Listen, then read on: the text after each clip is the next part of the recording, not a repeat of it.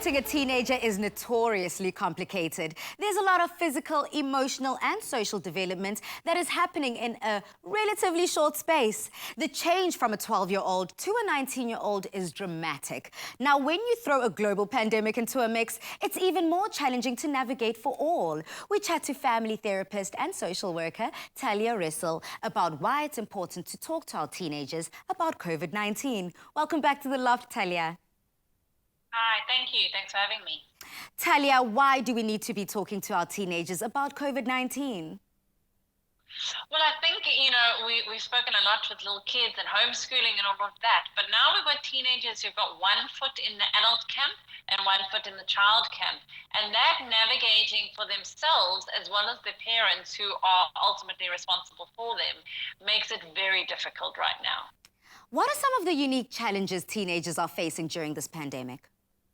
So developmentally, what teenagers, their main goal at this stage of their life is separating. They've got to pull away from their parents and find a new tribe, which is their friends. So that's what they'll push to do.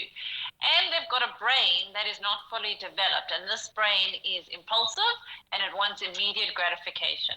And now with this pandemic, it's doing the opposite. We are not letting them be with their friends. We've taken away school. I mean, it's slowly coming back, but they've been quite confined with their family and their parents. And so it's almost going against their natural development. And we're asking them to wear masks, which is not very cool. We're asking them to socially or physically distance, so be away from their friends. And I mean, I don't know, Polly, if you can remember being a teenager, but I certainly remember, and I didn't even want to wear a jersey. I didn't want to listen to what my parents had to say because my brain was making me separate and push against things. So now when we've got a very serious issue of keeping ourselves healthy, it's tough with teenagers. Talya, I'm right there with you. Trust me, as a teenager, we are very consumed with how we look, how we present ourselves to the world, and how the world in turn receive us. So, girlfriend, I'm right there with you. High school was a mess, my darling. But we've heard earlier on from Karishma, who is a mother to a 2-month-old, and how she's been able to navigate that space. But now with the older children, navigating a space as a parent to a teenager can be complicated enough. So how can parents try to navigate this process with them? So I think what parents really need to do is communicate again, but be real. Don't just say wear a mask because I told you, or not go into the details. Like with everything, like whether it's drinking or drugs, you can't just say to a teenager, don't do it. Because that doesn't work with their brain. You need to explain the risks. You need to make it real. You need to say, look, I know that you don't think it will affect you, but these are the people at risk. You need to explain the facts that we've learned about why physical distancing helps in these moments. Teenagers don't just want to hear a blanket ruling. They want to be engaged with it, so parents talk about it. I think parents also really need to check their own behavior. So don't talk the talk if you're not going to walk the walk. So wear your mask, you've got to be responsible, practical. They can see straight through parents who are giving them, giving them false, when parents themselves are not doing it. And finally, I would also say for parents, you need to be able to make decisions that your child may not like. Ultimately, it is about keeping them safe, keeping the community safe. And again, back to like anything, whether it was drinking or drugs or going out with boys or girls, you are the parent and you're responsible for that. And other people may be making different decisions, but you've got to stick to your family values.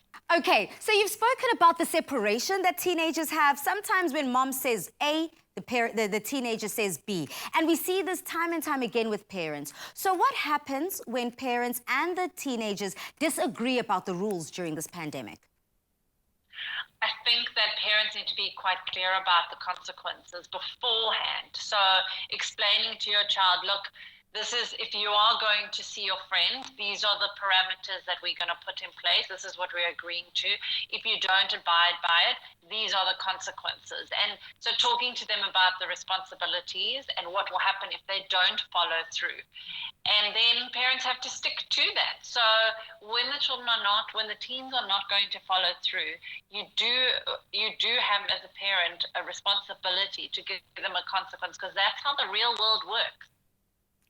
And that is facts. We have to do something. If we do something, there is going to be an equal reaction that is going to follow, and it's something that we can expect. So, Talya, the final tips or suggestions to parents? I think we're going to have to get creative here as parents, as a society, that we can't just say to the teens, okay, don't see anybody, or just, do whatever you want. We're going to have to think, right, how do we balance their needs, their social and emotional needs, at the same time with the keeping safe, because they can be carriers.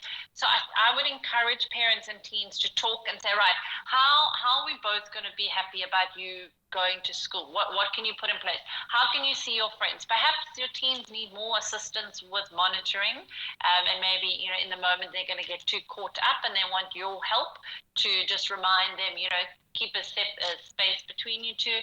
Just put on your thinking caps. I know it's not so easy, but right now we have to navigate this safely while still maintaining their natural development.